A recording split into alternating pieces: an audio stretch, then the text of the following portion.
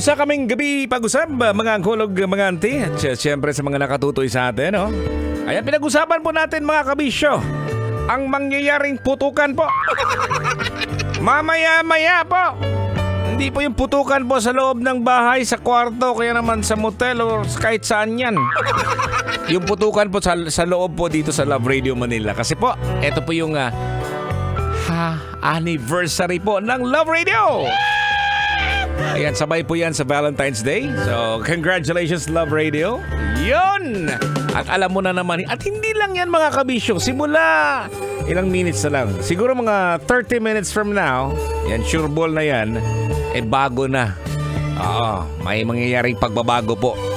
Malalaman nyo po yan. Ikaw ngayon, Col. Ikaw ang auntie ngayon, ha? Nasa biyahe siguro, o kaya nasa bahay, o kaya nasa trabaho. Malalaman mo yan maya-maya po. Kung ano yung pagbabago. Sa umaga may pagbabago. Yawards! Yawards talaga mga kabisyo. At uumpisahan na natin dito sa Social TV. Uy, maraming salamat, Boy Pindot. Ganda ng design ko, ha? Okay, no, balik po tayo sa ating pinag-usapan ng Valentine's Day po. At siyempre, sabi nga nila, Toy, yung Valentine's Day, panahon lang yan para sa mga may jowa. Hindi po, no? Ulit-ulitin ko po, kahit wala kang jowa, pwede mo i-dedicate itong araw na to, yung Valentine's Day, para sa mga, sa unang nag-introduce po ng love, ng salitang love. Oh, sino ba yan? Siyempre, mga magulang mo. Yung mama mo, yung papa mo, yung daddy at saka mami mo. Diba? Sila yon. Yung jowa mo ngayon, di natin alam. Maghihiwalay din kayo. Huwag naman ganon. At siyempre naman mga kabisyo, ha? Kaya nga, sabi ng iba, karamihan daw, bakit ngayon nai-introduce kayo ng yung motel, yung hotel? Bakit ba ganun punuan? Sabi ko nga kanina, hindi dahil sa may ganap dyan. Ang ganap dyan ay masarap yung pagkain. Gusto mong matikman yung sarap ng pagkain sa loob ng motel? PM, tutoy ba to? Hoy, hindi po! Yeah, sabi ko nga kanina, isama mo yung asawa mo kay mister. Pero hindi ako sasama kasi ang mangyayari niyan, nagiging scorer na si Tutoy ba to? Ay nako. Pero, eto lang ha, reminder.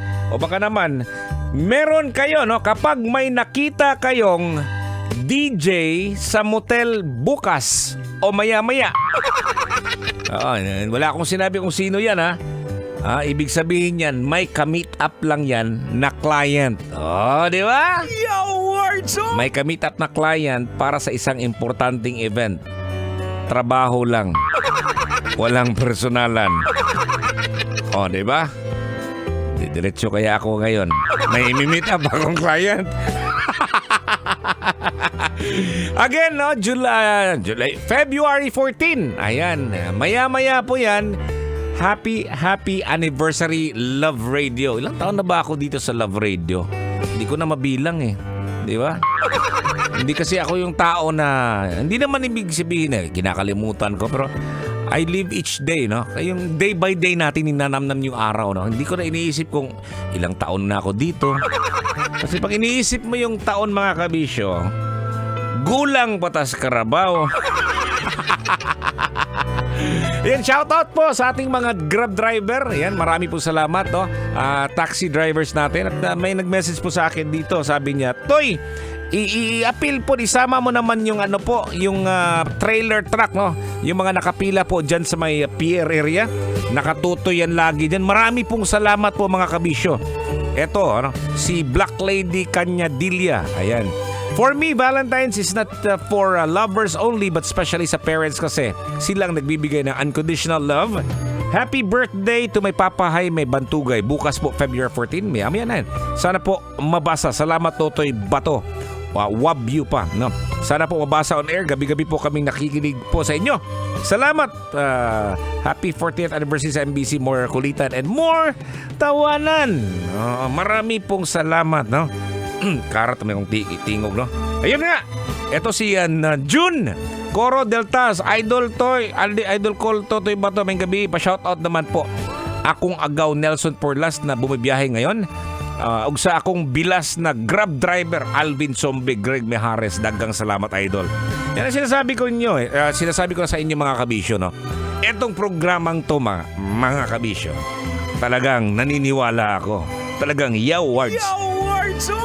Yung nasa lansangan ngayon, ay nako, ang lakas ng radyo dyan sa mga terminal.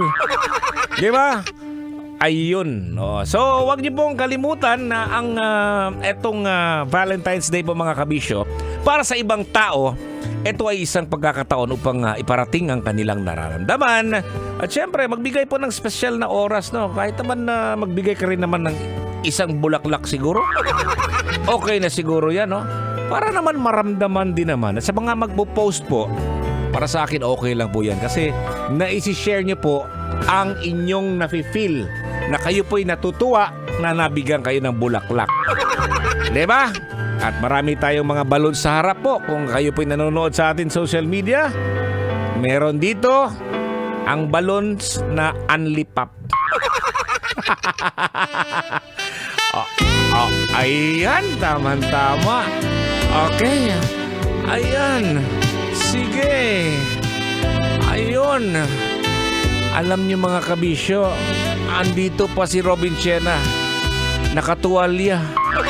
Hoy, wag mong tanggalin yung damit mo! Hoy! Abangan bukas ha, si Robin Siena. Know you need a friend.